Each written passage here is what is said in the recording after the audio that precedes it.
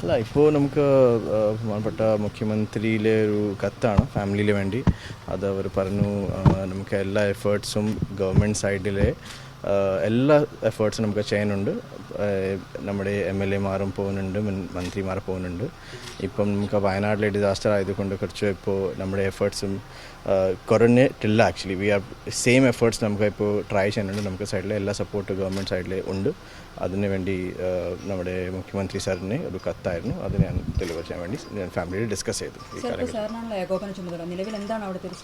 അല്ല, ഇപ്പോൾ നമുക്ക് ചോദിച്ചു, അവർ പറഞ്ഞത് ഇപ്പോൾ സെയിം എഫേർട്സ് ഉണ്ട്, റെസ്ക്യൂ എഫേർട്സ് ഉണ്ട്.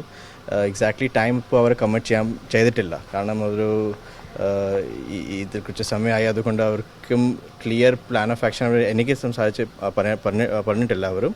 പക്ഷേ കലക്ടർ പറഞ്ഞു ഈ എല്ലാ ടീം ആക്റ്റീവാണ്. ഹോപ്പ്ഫുള്ളി നമുക്ക് കുറച്ച് ദിവസത്തിൽ നമുക്ക് സക്സസ് ഉണ്ടാവും.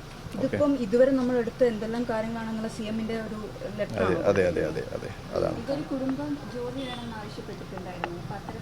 അതിൽ ഇപ്പോൾ നമുക്ക് ഒരു കമ്മ്യൂണിക്കേഷൻ ഇല്ല. നമുക്ക് നോക്കാം, ബേസ്ഡ് ഓൺ ദ ഇൻഫർമേഷൻ അനുസരിച്ച് നമുക്ക് ചെയ്യാം.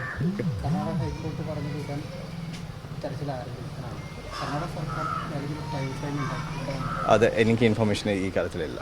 ഓക്കെ.